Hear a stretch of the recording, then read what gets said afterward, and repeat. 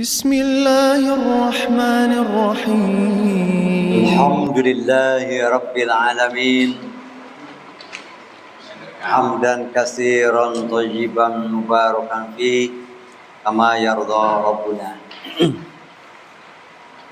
أشهد أن لا إله إلا الله وحده لا شريك له وأشهد أن محمدا عبده ورسوله لا نبي بعده أما بعد فلقد قال الله عز وجل في كتابه العظيم. Bapak Ibu sudah pegang semuanya nih ya, sudah pegang Al-Qur'annya, nanti kita baca sama-sama. Yang pegang, kalau yang tidak pegang dianggap sudah hafal.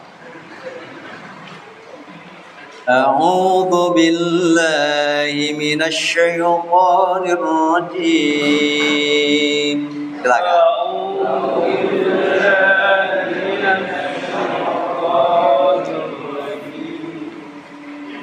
Ya ayyuhallazina amanu idza nudiya lis-salati min yaumil jumu'ah. Ya ayyuhallazina amanu idza nudiya lis-salati min yaumil jumu'ah fas'au ila zikrillahi wa zarul bai' fas'au ila zikrillahi wa zarul bai' zalikum khairul lakum in kuntum ta'lamun.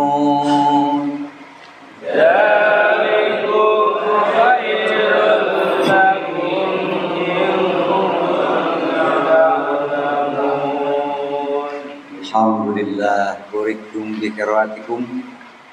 Mudah-mudahan Bapak Ibu dianugerahi Allah Subhanahu wa taala 10 kebaikan dari setiap huruf yang kita baca. Amin ya rabbal alamin. Maning aya sabaraha huruf Pak? Ya, dikali 10 nanti di rumah. Di rumah nanti dikali 10 ya. Hadirin ikhwati iman,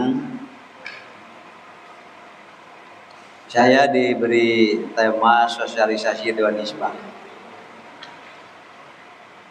Beberapa tema, umpamanya mengucapkan bela sungkawa kepada non-muslim. Nanti disidangkan. Ada non-muslim mati, bolehkah kita mengucapkan bela sungkawa? Nah gitu kan. Ada klubnya. Nah, sosialisasi Dewan Hizbah. Kebetulan ada beberapa tema, diantaranya hukum bela sungkawa kepada kewafatan non-muslim. Nah, diputuskan. Jadi boleh sebatas tidak ada kata-kata yang sifatnya pelanggaran akidah. Contohnya, karena jelas-jelas yang matinya kafir, sementara kadang-kadang keluarganya ada yang muslim, ada yang apa kan, yang namanya keluarga tetap saja walaupun berbeda agama, ketika ada anggota yang meninggal merasa itu adalah musibah.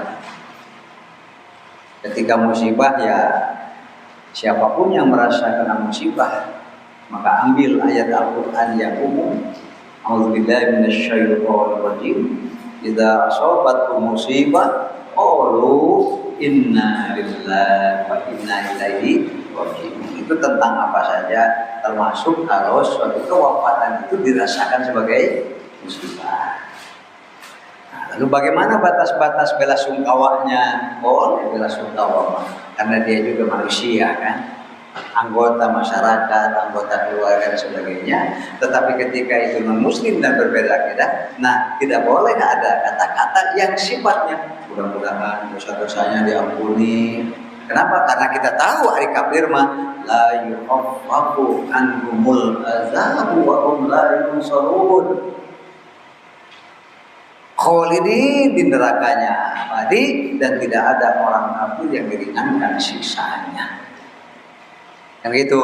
Jadi kalaupun ya turut belasungkawa, turut berduka citanya atas saudara keluarga gitu, ketika kalau sudah menyangkut akidah, maka syariat melarangnya. Boleh berbelasungkawa terhadap kematian non muslim gitu. Itu pun selama bukan kafir harbi. Nah itu Pak, ada catatan Pak.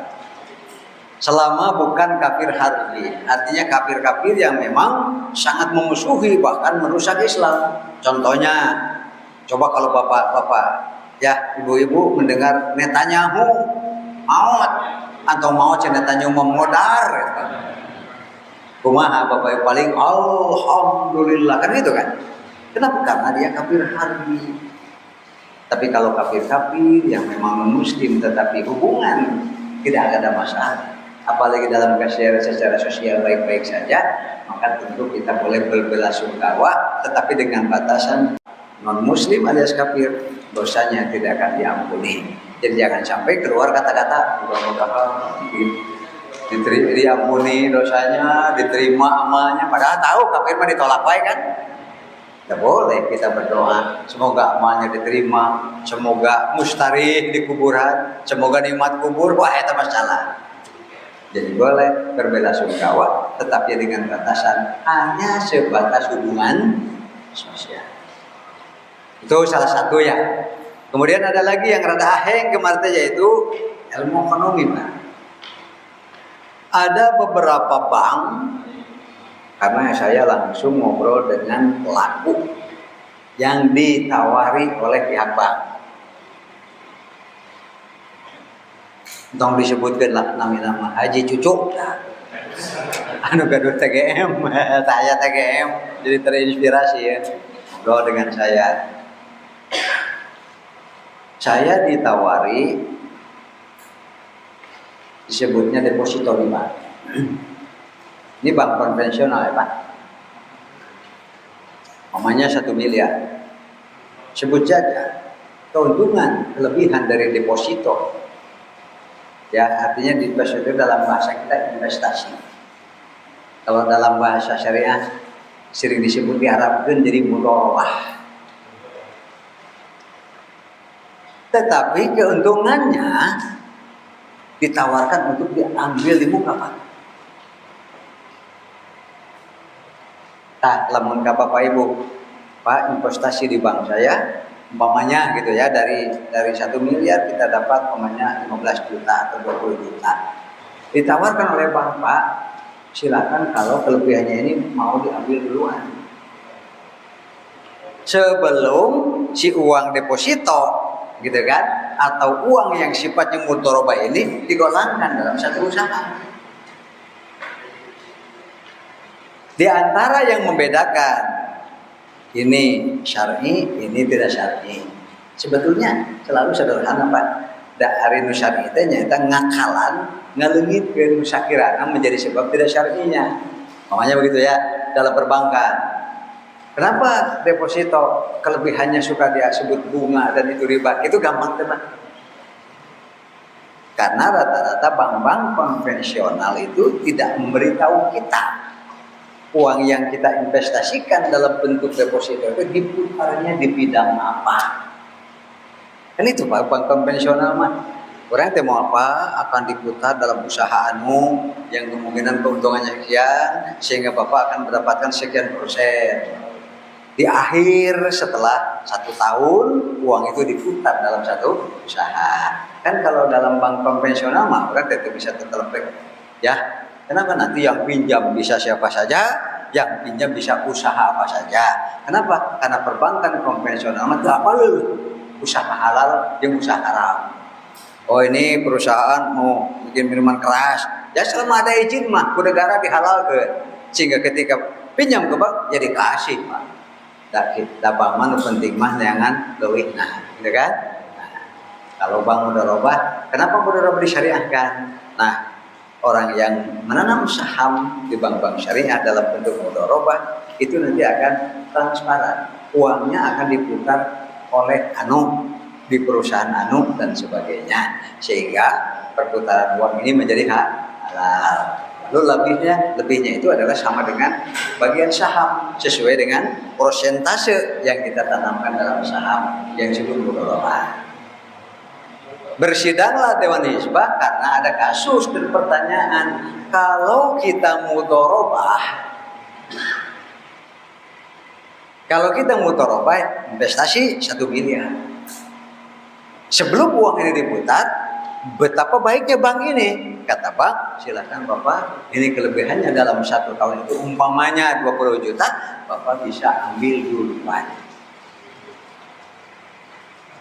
Nah, secara syariah menang ke hari itu mendahulukan keuntungan sebelum diputar modalnya dalam suatu usaha.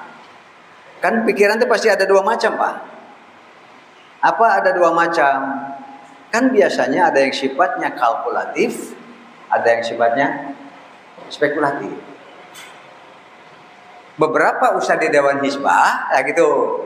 Selama itu kalkulatif, karena perputaran setiap tahun sudah stabil dan established, sehingga taraya gagalnya usaha teh itu naon atuh untung dari heulakeun karena aman ieu. Artinya ketika sudah setahun teh selalu saja perputarannya itu sudah predictable istilahnya kan, sudah bisa terangkat, sudah bisa diinvestasikan, sehingga rata-rata setiap tahun begini dan pihak pengelola mudharib sudah berani kalau Anda mau mengambil keuntungan dulu, Pak. Nah, dagas yakin untung wae tiap tahun jadi Bapak. Nah, itu perbedaan pendapatnya. Kata sekelompok ustaz yang lain lagi, berarti ini sudah mengubah yang namanya asas akan mudharabah. Karena asas akan mudharabah mah nanti bagi hasil setelah selesai diputar dalam satu usaha. Makanya Dewan Hizbah menganggap apabila kita investasi, untungnya didahulukan sebelum uang kita diputar dalam satu usaha, maka kelebihan ini dianggap riba karena main-main dengan urusan waktu.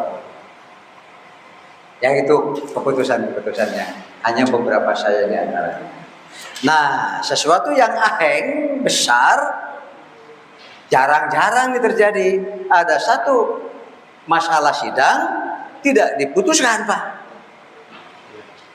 Sehingga istilahnya Dewan Hizbah memutuskan bahwa istinbatnya ditangguhkan. Dibanding, Pak. Yaitu apa hukumnya dan bagaimana status sholat perempuan apabila turut sholat Jumat. Itu, Pak. Ya. NU, Pak. NU nih boleh karena tidak ada larangan. NU, Pak. MUI pusat dan ketua umum kita jangan salah, beliau juga anggota MUI, Pak. Majelis Fatwa. Kalau dulu sebelumnya saya yang dengan Profesor Abdurrahman yang menjadi anggota MUI, saya mah tarik kantor bisa. Betul, Pak. Tarik kantor. Saya ditugaskan tapi saya tidak pernah kantor kecuali kalau ada kasus-kasus khusus nanti saya yang diutus gitu ya, untuk di MUI atau di Kemenak dan sebagainya. Kenapa? Ada pertanyaan dari saya kepada Ketua Umum Ustaz. Saya anggota Dewan Hizbah, saya anggota Persis. Lalu saya masuk menjadi salah satu anggota Majelis Fatwa MUI Pusat. Terus ada produk ijtihad fatwa yang bertentangan tidak sama antara MUI dan Persis, Pak. Hari saya kudu nurut mana? Itu aku mah pawawan aja. Itu jawaban Profesor Abdurrahman. Wah, aku mah pawawan we. Saha nama hareureum mau ngantor. Jadi sampai habis masa jabatan saya dengan turun ngantor dia. Ya, karena pertanyaan tadi enggak jawabannya menurut saya kurang nyaman, kurang mantap. Gitu. Jadi apabila MUI mengeluarkan fatwa apa? Persis mengeluarkan keputusan. Saya anggota Majelis Fatwa. Kalau anggota Majelis Fatwa kan ada di dalam. Berarti saya bersama-sama membuat fatwa itu. Tuh, jeung Persis beda. Tapi anggota Persis Dewan Hizbah nih, Pak. Pan berarti abdi aya di dalam sebagai termasuk berdiskusinya, merumuskannya sampai lahir istinbatul ahkamnya, disetorkan kepada ketua umum, oleh ketua umum diterima, dibaca lagi. Bisa dipaham Pak? Kenapa? Karena keputusan dan nisbah belum jadi keputusan jamiah. Datang sok salah paham Pak. Kan Dewan Nisbah itu terkumpul ulama-ulama, tapi meskipun ulama-ulama tetap mereka adalah petugas persis. Jamiah mah gitu Pak. Yang dikomandani dan diketuai oleh ketua umum. Jadi kehadiran Dewan Hisbah di Persis sama dengan lembaga-lembaga lainnya di Persis, yaitu membantu ketua umum.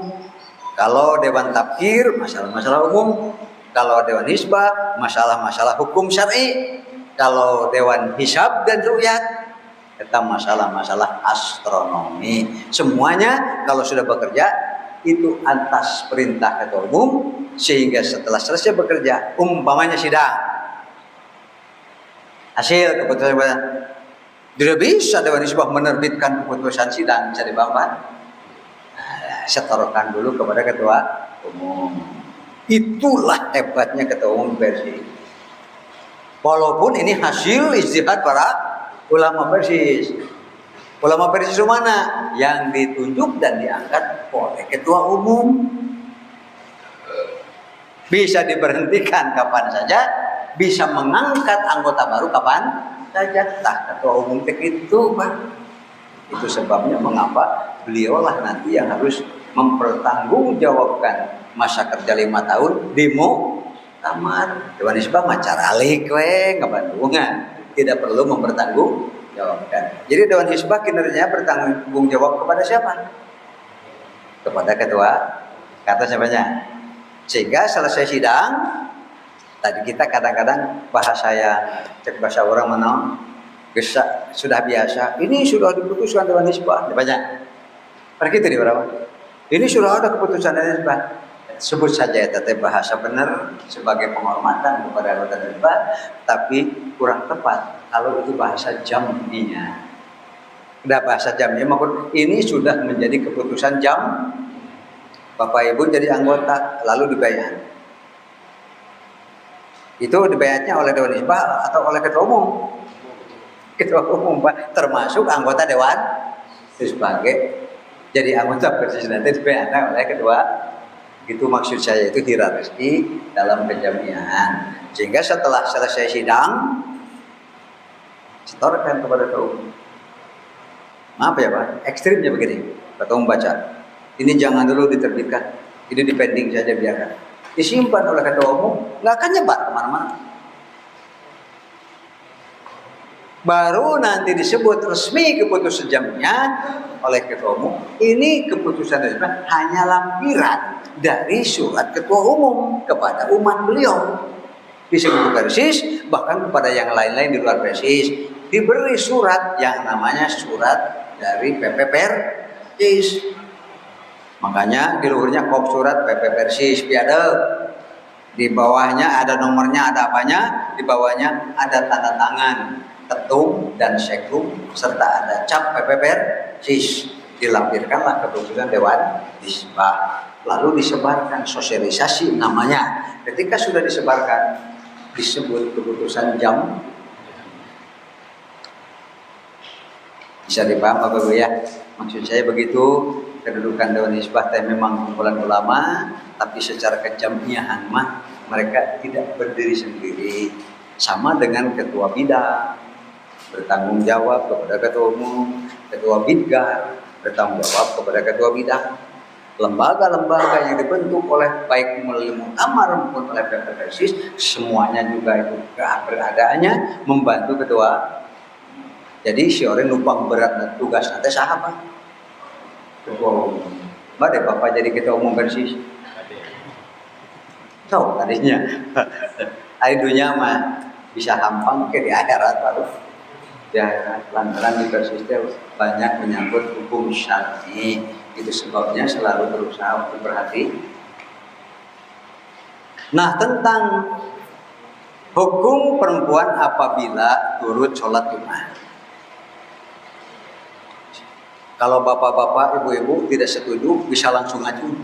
Silahkan ya. Ini persis walias keputusan sebelum Dewan disebutkan fatwa orang tua kita, wabil khusus yang dahulu dikomandani oleh Al-Ustaz K.H.E. Abdul Rahman.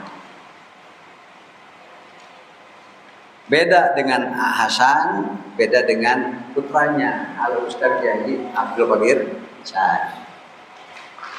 Itu ketika Hasan berfatwa itu tidak mewakili jamnya. Bapak Ibu bisa baca soal jawab kan? Itu adalah tulisan pribadi beliau dan tidak mewakili jam. Beda dengan majalah Risalah. Kan di situ ada istifta Pak. Itu mewakili jamnya. Apalagi kalau Dewan Hizbah. Terus sosialisasi seluruh keputusannya itu adalah mewakili jam. Nah, persis ini termasuk dalam hal kedudukan perempuan ikut salat Jumat menentang arus umum. Bahkan disebut menentang arus ijma ulama. Itu sebabnya ketika saya juga baca-baca, karena sebelum sidang saya baca-baca dulu. Coba kita lihat fatwa Muhammadiyah tentang kedudukan perempuan ikut Jumat. Di situ muncul yang paling atas Muhammadiyah Semarang berfatwa. 1, perempuan tidak wajib melaksanakan Jumat karena dikecualikan dari kewajiban. Sama dengan kita ya, masih sama ya. Perempuan tidak terkena dengan kewajiban Jumat karena dikecualikan dari panggilan Jumat. Kedua, apabila perempuan turut salat Jumat, Jumatnya sah dan kewajiban zuhurnya gugur. Ketiga, apabila sekiranya akan menimbulkan fitnah bila perempuan turut salat Jumat, sebaiknya ia sholat di rumah saja zuhur. Keempat, perempuan yang cantik bahen nolnerkom dan camerok, apa bahasanya gitu? Nyakergelis, nyabahenol, artinya menarik perhatian lagi sebaiknya yang begitu dilarang Jumatan karena bisa menimbulkan fitnah. Jadi yang diperbolehkan Jumatan bagi perempuan itu adalah yang goreng batut atau geus ini atau lalaki wage nepi ka kudu ngabalir lantaran terus. Itu ijma ulama Pak. Ijma ulama. Kebetulan yang mengusulkan tema ini adalah ketua umum kita, yang mulia Al Ustaz Haji Dr. JJ Zainuddin. Kenapa beliau coba sahabat kita mah dibekali jawaban jamiah kalau ada yang nanya seperti itu bagaimana? Termasuk beliau juga agak rikuh nih di MUI karena beliau anggota Majelis Fatwa MUI Pusat. Sementara MUI Pusat menyatakan apabila perempuan turut salat Jumat, Jumatnya sah dan gugur kewajiban duhurnya. Beliau anggota MUI. Cik ai cek persis kumaha. Ketika saya berdiskusi dengan teman-teman, saya harus jawab apa? Maka yang beliau usung diantaranya adalah dai dalil masama Pak. Jadi kalau Bapak baca makalah dan kesimpulan dari MNU, makalah dan kesimpulan dari MUI, makalah dan kesimpulan tentang kedudukan wanita salat Jumat dari Muhammadiyah, semua pakai dalil yang sama. Makanya kita harus cari di mana ujung-ujung mengkol. Justru di istimbat jadi berbeda. Di mana mengkol nanti? Jadi kalau sekarang mau NU, mau Muhammadiyah, mau MUI diminta untuk membacakan ayat Jumat, pasti ayatnya yuk. Ya kan? Ya ayyuhalladzina amanu, hai orang-orang yang beriman, idza nudiya lis-sholati min yaumil jumu'ah, apabila kalian diseru dari salat hari Jumat, fas'au ila dzikrillah, segeralah menuju kepada zikir kepada Allah, wa darul bai', tinggalkanlah barang dagangan atau usaha, dzalikum khairul lakum in kuntum ta'lamun. ini dalil Jumat bagi siapapun, madhab apapun dan sebagainya. Kemudian hadisnya, ini kalau yang di atas itu tentang kenapa Jumat itu, nah gitu kan, ada dan dilaksanakan pada Jumat. An Abi Hurairah radhiyallahu anhu qala Rasulullah SAW, nahnul akhirunal awwalun. Kita ini umat yang lahir di dunia paling akhir, tetapi insya Allah masuk surga nanti paling awal. Ini ya, bahagia Bapak Ibu mah, walaupun kita umat-umat di akhir zaman sebetulnya dibanding dengan umat-umat yang sebelumnya kan, tapi kita ini insya Allah masuk surga yang paling dahulu. Surga mampang belana. Berarti karena rakage tuh kate itu kita kudu ke surga umat. Wa nahnu awwalu man yadkhulul jannah, dan kamilah rombongan manusia yang pertama-tama masuk surga. Baida annahu utul kitab min qablina, itu wa utinahu min ba'dihim. Cuma mereka diberi kitab lebih dulu daripada kami, sementara kami diberi kitab lebih akhir dari mereka setelah mereka. Fakhtalafu, berbeda hari-hari yang disebut dalam satu minggu hari ibadah tekno mana. Gitu Pak. Yahudi dan Nasrani itu mereka tidak benar-benar punya rujukan. Di sini disebut fahadanallahu limakhtalafu fihi. Allah memberi petunjuk kepada umat Islam tentang apa yang menjadi perselisihan, minal haqqi, dari mana yang benar, wa hadza yaumuhumul ladzi ikhtalafu fihi, inilah yang hari-hari mereka berselisih, adanallahu lahu qala yaumul jumu'ah. Sehingga sampai hari ini terjadi perbedaan hari besar istilahnya dalam seminggu. Nasrani hari Minggu, kemudian Yahudi hari Sabtu, sementara umat Islam yang benar itu adalah hari Jumat. Oleh karena itu, ini sedikit saja saya singgung. Jumatan pertama yang dilakukan oleh Rasulullah bersamaan dengan Jumatan pertama yang dilakukan oleh para sahabat yang sudah lebih dahulu hijrah ke Madinah. Rasulullah di perjalanan. Setelah sebelumnya beliau singgah dulu itu di satu kawasan yang sekarang kita mengenalnya dengan istilah Quba.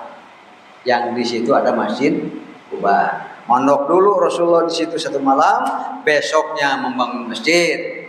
Hari ketiganya beliau melanjutkan perjalanan ke kota tujuan yang dahulu disebut Yasrib. Ya, sebelum kemudian hari disebut Al-Madinah Al-Munawwarah.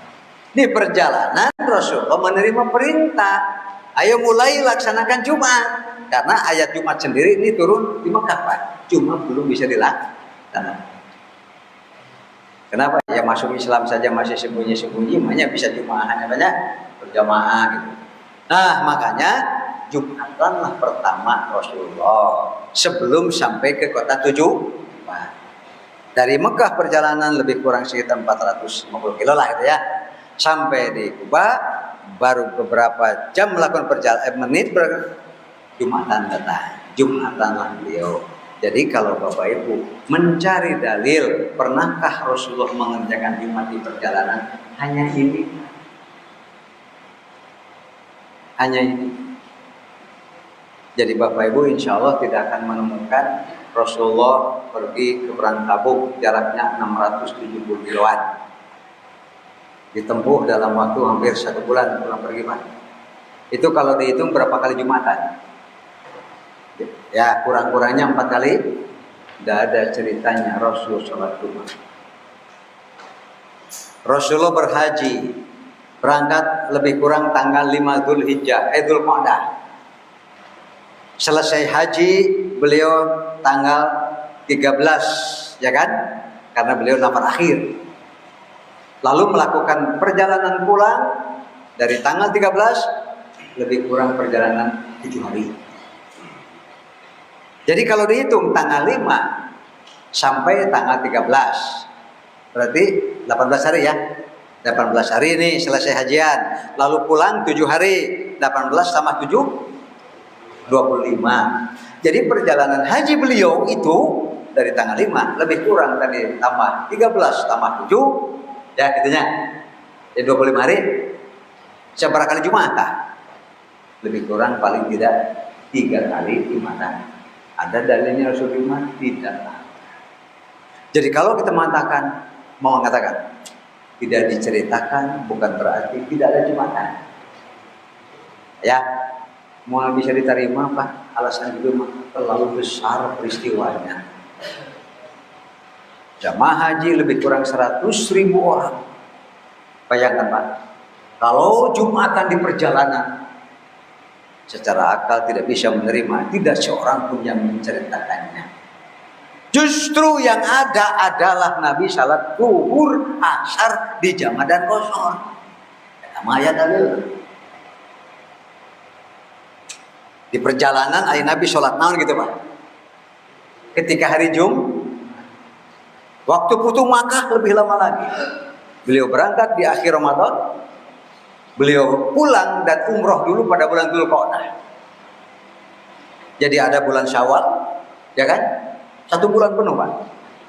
Di awal Syawal setelah beres Mekah administrasi jeung segalanya, beliau berangkat ke Taif untuk perang. Pulang, nyimpang dulu bulan Dzulqa'dah untuk menunaikan umroh, baru pulang ke Madinah. Jadi lebih kurang 1,5 bulan lah Pak. Eta meureun genep kali Jumahan Pak. Tidak ada ceritanya Nabi di haji. Nah ini Pak, kebetulan wukuf di Arafah Nabi bertepatan dengan hari Jumat. Ditinggali hari kebetulan hari Jumat nih. Beliau musafir nih, ya kan? Apa yang dikerjakan?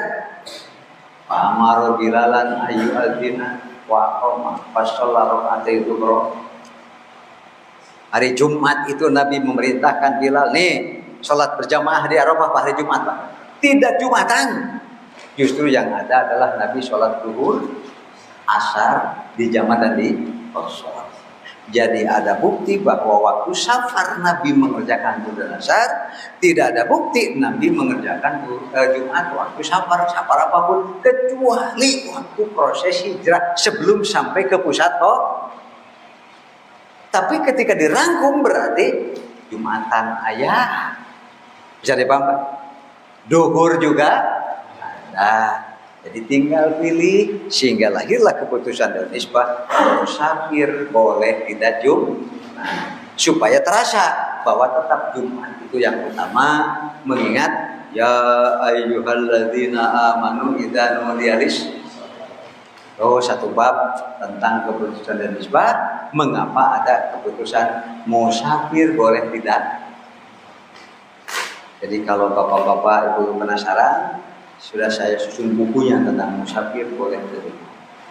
Dengan perbedaan-perbedaan pendapat, lalu mengapa kita pilih musafir boleh tidak Jumat? Artinya apa? Jumat tetap lebih baik. Kemacan lamun ngahajak kewe ya. Nah, ini makan tol ke Sumedang paling setengah jamnya Pak. Nah, jadi di itu batu Jumahan kurang lohor, hayang lohor we. Geus beres lohor balik deui ka dieu. Nyatong ngeureuyaan malaikat lah. Tong sok diheureuyaan malaikat. Da ieu mah lain ngahajak jalma gitu jiga tahiyatul masjid lah. Tidak ada kholah dukul masjid, malaikat di satayar karokatain. Kalau engkau masuk masjid, jangan dulu duduk, sholat dulu nih sebelum duduk. Nah, berarti ada acara dulu kan? Ayo mah jelema ieu mah aja masuk ke masjid, sholat rakaat keluar deui. Masuk ke masjid, sholat rakaat teu meunang Pak. Eta mah ngaranna ngaheureuyaan malaikat. Kan tadi disebut qabla an yajlisa, berarti akan ada kegiatan di dalam masjid. Sekarang pertanyaan kepada Bapak Ibu. Dari kewajiban yang disebut dengan idza nudiya lis-sholati min yaumil Jumat. Siapa yang dipanggil? Ya ayyuhalladzina. Apakah ibu-ibu alladzina amanu? Insyaallah. Bapak-bapak dipanggil oleh Jumat? Dipanggil. Fas'au segeralah menuju Jumat tersebut. Bila Anda sedang berbisnis sesuatu apapun, wadarul bayi, tinggalkan. Gitu. Dzalikum khairul lakum in kuntum ta'lamun. Muncullah hadis Thariq bin Syihab dan yang lain-lain, ada Abu Musa al-Asy'ari dan lain-lain. Dulu banyak ini keterangan rangka panjang ini adalah kritik terhadap dhaifnya hadis pengecualian yang 4. Ya, tapi di sini sudah dijawab dan kesimpulannya hadis pengecualian yang 4 sahih. Yaitu an Thariq bin Syihab an Nabi sallallahu alaihi wasallam, dari Thariq bin Syihab dari Nabi sallallahu alaihi wasallam qala, beliau bersabda, al jum'atu haqqun wajibun ala kulli muslim. Jumat itu adalah wajib bagi setiap muslim. Ibu-ibu muslim, Bu? Tak gitu kan nanya kan? Bapak-bapak muslim, berarti Jumat itu bagi bapak ibu hakun, itu asalnya kan? Di jamaatin, harus berjamaah, artinya tidak sah kalau sengaja sholat sendirian. Berapa orang berjamaah teh? Itnani fama faqahuma jamaah. 2 orang, apalagi lebih itu sudah termasuk berjamaah. Jadi lamun aya khatib, umat kudu aya mustami, sok sanajan hiji lawan hiji. Itu boleh, Pak. Mustaminya 1 orang, khatibnya juga 1, boleh. Mustaminya 2 orang, khatibnya 1 orang, boleh. Khatibnya 2 orang, kemenang. Nah, kemudian siapa saja yang dikecualikan? Ila arba'atan abdul mamluk, hamba sahaya. Yang kedua, imra'atun, perempuan. Yang ketiga, sobiyun, anak-anak. Yang keempat, maridun, yang sakit. Gitu, Pak. Jadi ada 4 yang dikecualikan.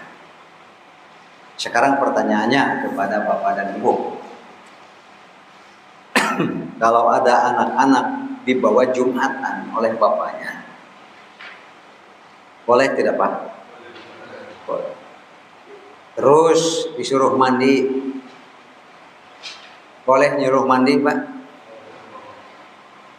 Terus disuruh ayo pakai pakaian, ayo kita berangkat malam dan sholat Jumat bersama orang-orang dewasa. Apakah sholat Jumat anak-anak itu sah atau tidak? Pertanyaannya apa ya? Mana? Anak-anak ikut Jumat, Jumatannya sah tidak? Nah, jika ragu-ragu, Pak, sah ente? Kan? Ente. Apa tentu? Nah, lamun ente bahaya. Non bahayana. Kan hari Sabtu ngajajar di selapan kubudah. Apakah Sabtu itu terputus karena di situ ada anak-anak? Sekali lagi nih pertanyaannya. Apakah Sabtu itu terputus karena ada anak-anak? Oh, zaman Nabi ya anak-anak masuk dihitung Sab. Terus dengan dihitung Sab berarti dihitung anggota berjamaah. Dengan dihitung berjamaah berarti sholatnya dan itu sama. Gue guru sana ya ke depan pegat Sab, Pak. Sekarang kalau ini imam 1 orang, makmum 2-an. Yang 1 dewasa, yang 1 anak-anak. Berdirinya di mana makmum? Sejajar dengan imam atau di belakang?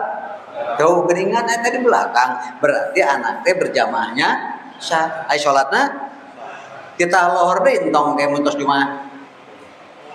Sekali deh. Kita lohor deui entong muntos Jumaah. Entong apan loh Jumaahna? Bapak-bapak. Sekarang yang kedua, hamba sahaya, Pak. Wazarul bai, kan gitu ya. Tinggalkanlah dagangan. Sementara zaman baheula teh, Pak, nu disebut hamba sahaya, ketika sudah dibawa ke pasar itu ditamankan. Suku nanti dirantai. Nanti orang yang beli itu tinggal di awakna bagus. Berapa nih harganya? Sekian dinar. Calangap ngelih huntuna. Bisi raruksak nyeri huntu ke moal bisa digawe. Menyadari bahwa ia punya kewajiban mendidik hamba sahaya. Bahwa ia punya kewajiban untuk memperbaiki pengetahuan dan attitude akhlak hamba. Itu Pak dengan Islam mah. Sejang Moal dijual poe esuk mau ditawarkeun. Buru-buru mani cenah urang milu Jumaah. Tuh, Pak hamba saya Jumaah Pak. Diajak we ku tuanna teh Jumatan. Dia duduk ikut bersab dengan yang lain. Itu Pak. Waktu mendengarkan khutbah, kemudian ikut sholat Jumat. Hamba saya no ikut sholat Jumat. Jumaahnya sah tidak? Sah. Lohor deui tong. Tong lantaran sah. Bapak Ibu. Syakilat. Yang sakit. Ini nu dikecualikan dulu ya. Di rumah sakit, diinfus. Malah pakai oksigen juga. Ngomong begini ke yang kemit kayak yang nunggu kan. Yang cenajam bapak teh. Ayam berempat minggu di rumah sakit teh cuma isi bapak kabur maut, ayam Jumaah. Gitu Pak. Yang Jumaah, da bisi maut banyak itu dilaksanakan ya Pak. Mani mantong kenapa mani ayam we? Karena sakit dan tidak bisa kena air. Ya karena kursi roda Pak dibawa Jumaah. Duduk di kursi roda mendengarkan khutbah Pak di antara saf. Katanya waktu sholat di atas kursi rodanya Jumatan. Apakah yang sakit memaksakan Jumatan lalu ya sholat di situ? Sholatnya sah teu? Karena terenya sah. Itu Pak. Jadi tinggal naon atuh sahadi teh? Perempuan. Kata Nabi, "Idzas ta'dzanani sya'ukum ila jamaah." Lamun pamajikan anjeun minta izin pikeun milu salat berjamaah, fa'danu laha idzinan.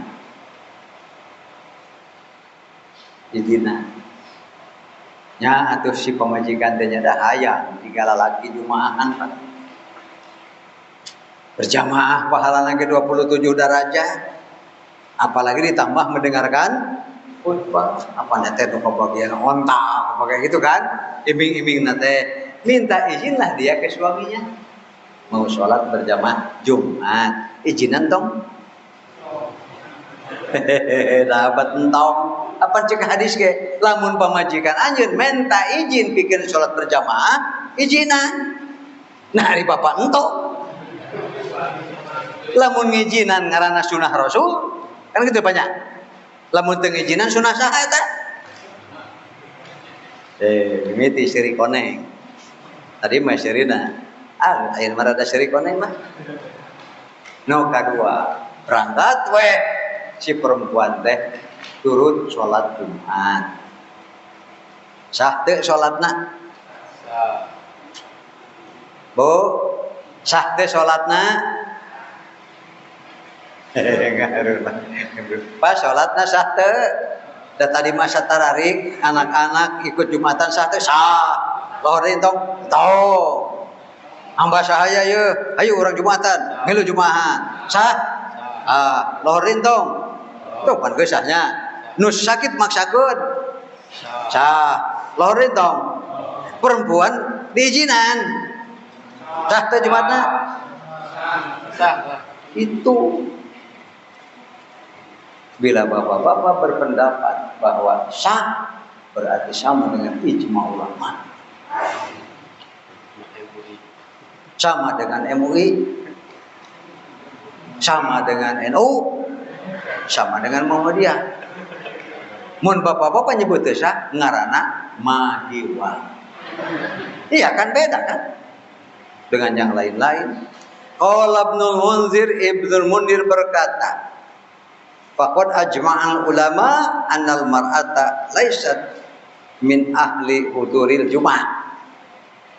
Tuh kesimpulan Imam Al-Mundhiri. Telah sepakat para ulama bahwa perempuan memang bukan ahlinya, alias tidak berkewajiban untuk hadir menunaikan salat Jumat.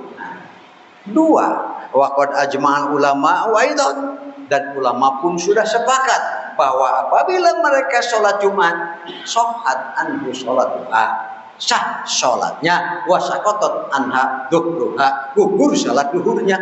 kata Al-Mundiri ijma ulama. Jadi lamun urang teu kitu berarti bertentangan dengan ijma ulama. Paham Bapak Ibu? Paham teu? Tah kitu batur teh. Pangna kesimpulanana sah Jumatnya perempuan dan gugur kewajiban gugurna. Ibu bapak, ini namanya metodologi ya. Dalil mereka itu kesimpulannya seperti itu. Cik lamun rek ditolak, kumaha carana? So, bapak-bapak, saya nu bade ngacung. Bisi we majarkeun jadi anggota dan subah teh gampang abdi kahaya. Daftar apa hayangnya. Jadi anggota dan subah teh sababna salah saya ti koe diseukeurkeun ku sararea di Gitu Pak. Cing mun pada dibantah maaf. Atasnya makalahnya banyak dari ketua. Seperti itu tadi metodologinya. Lamun NU, Muhammadiyah dan MUI hampir sama. Kenapa mereka sah? Karena tidak ditemukan larangan bagi perempuan untuk menunaikan ibadah Jumat.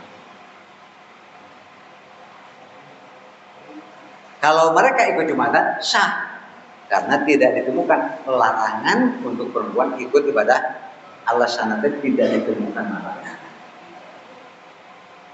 Kita yang persis bisakah menerima metodologi seperti itu? Jadi Pak, Jumatan bagi perempuan mubah. Mereka ya mubah karena tidak ditemukan dalil yang melarangnya. Apakah kaidah seperti ini oleh persis dipakai tidak? Ari urang mah justru dibalik Pak. Segala ibadah asal pokoknya adalah tertolak, batal kecuali ada dalil yang menyatakan adanya. Kan gitu orang makan bab ibadah mah. Tah NU jeung Muhammadiyah jeung MUI berarti dibalik ayeuna mah. Cok ibadah naon bebas salila tuh nu nyarek. Kan itu Pak. Bisa dipaham? Kenapa perempuan Jumatan yang pertama kita tolak? Dikarenakan gak usah menunggu larangan karena ibadah mah. Karena asal segala satu ibadah al-aslu fil ibadati al-mutlaq. Segala ibadah itu asal pokoknya hukumnya batal dulu sampai ada dalil yang menunjukkan adanya perempuan ibadah Jumat. Gak ada. Tidak ada masalah. Gitu Pak. Nah contoh ringannya begini. Di satu kelas terdiri dari anak laki-laki dan perempuan. Muridnya Pak. Ayo semua murid yang ada di kelas berdiri. Itu yang berdiri laki-laki perempuan. Sekali lagi. Semua murid yang ada di kelas berdiri. Tanpa disebut laki-laki perempuan Pak.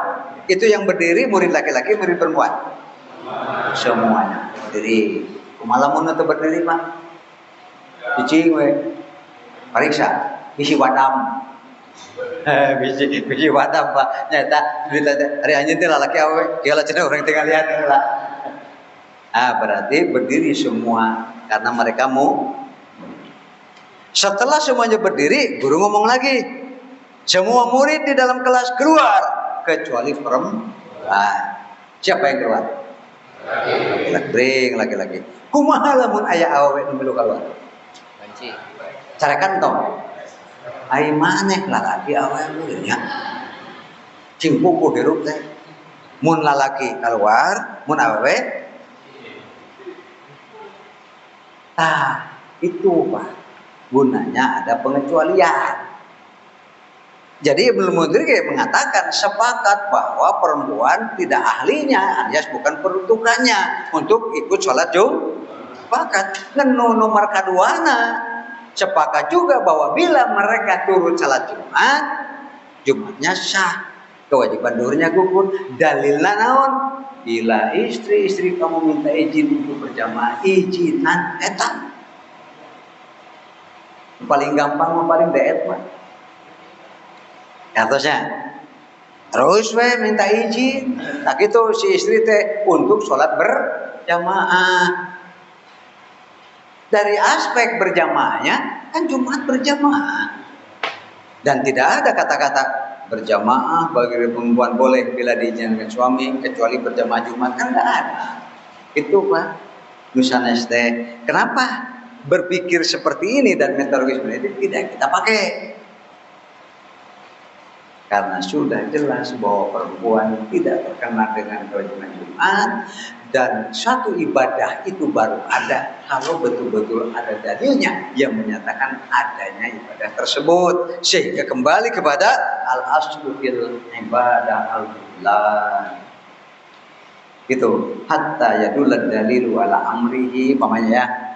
Semua ibadah mah tolak dulu sebelum ditemukan dalil yang menyatakan adanya sunnah pada ibadah tersebut. Sehingga persis dari dulu selalu mengatakan, Pak, perempuan ikut ibadah Jumat tidak sah karena ini urusan ibadah, bukan urusan keduniaan. Selanjutnya nih yang pada MUI dan NU yang saya baca, kesimpulan nomor 5, hanya saja perempuan tidak boleh mengadakan jamaah Jumat perempuan ngumpul, Pak.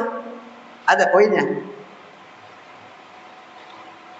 Kalau ikut ke jamaah laki-laki boleh karena tidak dilarang. Bisa dipaham, Pak? Tidak ada larangan. Tapi kalau mengadakan sendiri ibu-ibu ngumpul khotib, ibu-ibu muadzin, ibu-ibu itu Nukomat, ibu-ibu mustaminya, ibu-ibu jamaahnya dan imam tidak boleh karena tidak ada dalilnya. Bisa dipaham, Pak? Ini yang tidak bisa kita terima, yang menurut kita namanya tidak konsisten. Namun tidak konsisten dan tidak konsekuen. Tadi di poin 4 mengatakan perempuan boleh turut Jumat karena tidak ada dalil yang melarang. Jadi kudu dilarang heula kakara teh Jumat. Tapi palebah kumaha lamun berjamaah ibu-ibu ngumpul tidak boleh karena tidak ada dalilnya. Mengapa tidak berkata boleh selama tidak dilarang? Ini tidak konsisten. Ari palebah milu Jumaah menang pedah dari carek, ari palebah Jumaahna awewe ngumpul menang, eta menang da teu aya dalilna. Padahal nanti jika nu tadi sok we da aya dalil nu nya. Jadi paham Bapak Ibu? Ini diantara ketidakkonsistenan. Makanya kita konsisten dan konsekuen bahwa perempuan itu murid-murid semua berdiri, mau laki-laki maupun perempuan. Silakan yang sudah berdiri murid-murid keluar semua kecuali perempuan. Berarti yang keluar itu laki. Perempuan mah tetap di dalam kelas. Jadi yang dipanggil Jumat itu adalah hanya laki-laki, sementara perempuan tetap dalam sholat zuhurnya. Bagaimana kalau ikut berjamaah? Melanggar syariat. Itu keputusan persis, Pak. Bisa dipaham ya? Lalu karena nggak tahu penasaran, nggak tahu apa ya bahasanya, visi saya kurang tepat. Kalau mau mengusulkan supaya disidangkan hukum apabila perempuan dulu sholat Jumat. Bahkan beliau biar saya sendiri yang bikin makalah. Beliau sendiri pemakalahnya. Kemudian seperti tadi Pak, Ibnu Mundir bersepakat mengatakan setelah ijma apabila perempuan sholat Jumat sah Jumatnya dan gugur duhurnya, dan itu ijma. Kata beliau nanya Kak Kota Nisbah, kalau bapak-bapak tidak ijma, gimana ini kita ini siapa katanya? Penitik sebut ijma ulama, terus orang itu berarti orang atau cenah nyeleneh gitu. Tapi anggota Dewan Nisbah kan itu bisa sembarangan. Dewan Nisbah itu tidak tergantung kepada pendapat ulama siapapun. Dewan Nisbah dalam sidangnya selalu mengembalikan kepada metodologi yang dipakai oleh Dewan Nisbah sendiri, yaitu yang pertama dalil itu adalah Al-Quran, yang kedua dalil itu adalah As-Sunnah. Ya kan? Kata Quran dipanggil, lalu dikecualikan oleh Sunnah. Bisa dipaham? Sehingga yang 4 mobil khusus ibu-ibu dulu nih tidak dipanggil, gitu ya. Kemudian dari yang tidak dipanggil ini, selanjutnya ijma ulama. Pertama Dewan Nisbah pertama Quran, yang itu metodologinya Pak, disebut sumber dalil. Yang kedua Sunnah atau hadis. Yang ketiga ijma sahabat. di Dewan Nisbah tidak diterima bahwa ijma ulama itu dalil. Bisa dipahami? Eta wanianana versi Islam. Tidak ada dimasukkan ijma ulama sumber hukum, tidak. Kenapa? Mau ijma mau sendiri, tetap hukumnya adalah ijtihad. Sedangkan ijtihad itu adalah produk fikih dan pikiran. Produk fikih dan pikiran adalah menilai Quran, hadis. Bisa dipahami? Jadi ijma ulama pun dikatakan ijma ulama, walaupun sebetulnya Dewan Nisbah menolak bahwa ada ijma. Kenapa? Kumaha nyirikeun ijma ulama daripada ijma ulama itu ada seluruh dunia, Pak. Karena Dewan Nisbah menyatakan tidak ada satu hukum pun yang seluruh ulama ijma. Ya. Wah, sekarang perbedaannya apa, Pak? Perbedaannya apa? Nah, ini sekarang titik perbedaannya. Anak-anak ikut Jumatan sah. Tidak usah duhur lagi. Hamba sahaya ikut Jumatan sah. Tidak usah ikut lagi. Yang sakit ikut Jumatan cager. Kecager papan ukurannya geus teu bisa Jumat. Jadi berarti salila Jumat bisa keneh mah teu kaasup kemarin ke ukuran Jumat mah. Bapak cenah bade maksakeun sok bari bisa mah. Terusnya taos teu matok aya masalah nu sakit mah da kuat keneh Jumaahan geus teu kuat mah taos teu masalah. Nah, di antara anak-anak dan perempuan, anak-anak sah. Ya kan? Hamba sahaya sah. Tadi Bapak Ibu sepakat ya? Dengan palebah perempuan tidak sah. Apa yang membedakannya? Kan kau sini tanya banyak. Apa yang membedakannya? Nah, disusunlah dalil-dalil bahwa anak-anak itu alimu auladakum bis sholat, itu Jumatan anak-anak adalah taklim dan takdim bagi mereka supaya begitu akhir balik dia telah siap menjadi generasi ahli sholat. Jumaah nasa nu menang pahala nu nitahan. Kan gitu, Pak? Bisa dipaham kan? Jumat masa buktinya bisa jadi anggota saber jamaah. Cuma menang pahala moal atau dengaranna ge budak masih keneh rupiah salam. Ada pahala tidak? Ada bagi yang mendidiknya, mengajaknya dan sebagainya. Itu anak-anak, Pak. Mengapa sah Jumatnya? Tidak usah dulu lagi, tapi pahalana wayahna keur nu ngadidik. Nah, jadi Jumaahan budak mah sarojeng Jumaahan alias latih. Sekarang hamba sahaya yang dia itu dirantai, sekarang diajak Jumatan oleh tuannya. Sah tidak? Sah. Kenapa? Sama dengan kepada anak, bagi si pemilik hamba sahaya punya kewajiban mendidik dan mempersiapkan apabila nanti satu saat perempuan hamba saya ini merdeka, dia sudah punya ilmu untuk ibadah secara mandiri. Mengapa anak-anak dan hamba saya sama ibadahnya Jumatnya sah, duhurnya gugur? Karena mereka sedang dipersiapkan. Anak-anak bisi hirup nek dewasa, hamba saya bisi satu ketika merdeka. Perempuan milu Jumaahan, sebutnya kusala kita diizinan. Ya supaya siap nanti bisi jadi eta nu teu kajawab. Anak-anak bisi hirup nepi ka dewasa, hamba sahaya bisi merdeka. Ari ibu-ibu awewe bisi jadi lala. Itu menang itu nu ngaganjel mengapa dipending. Bisa dibapak.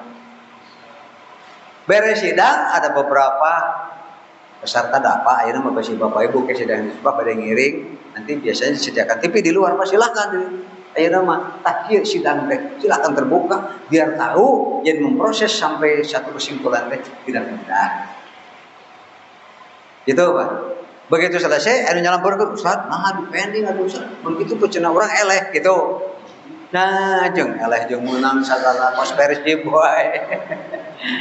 Ya tapi kan dipending dia berarti ide baru bisa dipaham, Pak? Pan ide baru makalah baru ya. yaitu Jumatan perempuan. Apabila perempuan ikut Jumatan, Jumatnya sah dan gugur kewajiban zuhurnya ke aso ide eta teh, sehingga kembali kepada keputusan semula di Persis bahwa magalak atau Pak, kalau tua mah perempuan bila turut salat Jumat bid'ah dolalah kalau urang. Tak itu Pak. Ya hasilnya dari kerasnya Persis, NU membolehkan di mana aya Jumahan anggar henteu Pak. Coba masih NU. Saya ini termasuk kalau dalam 1 tahun di Persisnya masih dikit Pak jadwal Jumat. Naon sababna rata-rata ieu mah geus lah tong sadawan murid-muridna itu sadawan mah keluar. Cenah mangaruhan di luar gitu istilahna teh. Kan di orang-orang keneh macana gitu. Jadi artinya karena khususnya di daerah saya santri-santri guru banyak gitu ya yang sekarang jadi ustaz. Masjid baik masjid kantor-kantor pemerintah, masjid perusahaan, ya perempuan ikut Jumat. Saya yakin itu adalah di antaranya karena Persis sangat tegas. Bila perempuan berusaha Jumat, Jumatnya tidak sah dan dia tetap berkewajiban itu. Musim kuring dirangkum lebih teh Pak. Dirangkum. Karena saya dengan santri sekarang tiap malam minggu kumpul khusus pelajaran Turukul Istibat. Bahkan insya Allah akan segera terbit Turukul Istibat khusus tentang azimah dan rusuh dalam penerapan hukum Islam. Kalau saya segera terbit Salatan Siguring sama santri. Ayo Pak rangkuman lebih untuk diseramakan di Siguring. Apabila perempuan turun salat Jumat sampai kesimpulannya di sini mah ada Pak. Satu, perempuan dikecualikan dari kewajiban ibadah Jumat. Dua, tidak ada rukhsah bagi perempuan untuk mengikuti ibadah Jumat. Jadi saya sampai hari ini yang saya tolak, kami tolak dan tidak bisa masuk, perempuan itu boleh Pak bahasanya, garis miringan mubah turun salat Jumat. Maknya ayat sholat hukumna mubah berbalik ke bawah pikiran. Da ibadah mah lamun teu wajib sunat, lamun teu wajib teu sunat. Sakala dia. Ibadah mah ngan dua, nyaeta wajib atau sunat. Wajib henteu, sunat lain, ibadah naon ngaranna? Ya beda, geuning apa urang. Maknya ka mana maksudna make jeung jadi mubah? Perempuan boleh turun salat Jumat karena tidak dilarang, bisa dipaham Pak? Nah jadi boleh ibadah teh. Da ibadah malam teu wajib sunat wajib lain, sunat lain, naon atuh? Makanya tegas Pak orang. Selama tidak ada dalilnya bahwa perempuan di zaman Nabi ikut salat Jumat, ayeuna wawanyanan beda. Ari dia mah henteu Pak atau bisi galak teuing, teunah atuh dari bidah. Tidak ada rusuh bagi perempuan untuk mengikuti ibadah Jumat dan tetap pada azimah yaitu salat zuhur. 3, perempuan mengikuti melaksanakan salat Jumatnya tidak sah dan kewajiban zuhurnya tidak gugur. Jadi dia persis tak itu Pak. Jika dia itu kan. Maka Bapak Ibu pilih ayat rata-rata saya sesuai garis besar.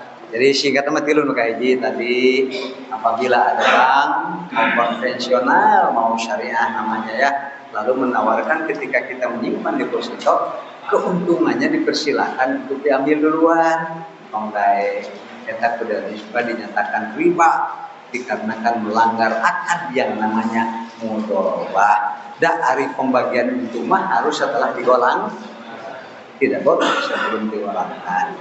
Yang kedua yang saya ingat adalah bela sungkawa terhadap kematian non-muslim. Selama non-muslimnya tidak harbi, tidak memerangi, tidak jahat, silakan dalam batas-batas hubungan sosial. Jangan sampai keluar kata-kata yang nyerempet akidah, seperti mudah-mudahan dosanya diampuni, mudah-mudahan diringankan adab kubur. Kita mau melanggar Quran hadis Pak. Makanya ya pada keluarganya mudah-mudahan ini mampu menghadapi ujian. Paling-paling begitu saja. Ya. Jadi demikian Bapak Ibu, yang panjang nama ya bab Jumat karena penasaran sampai di pending.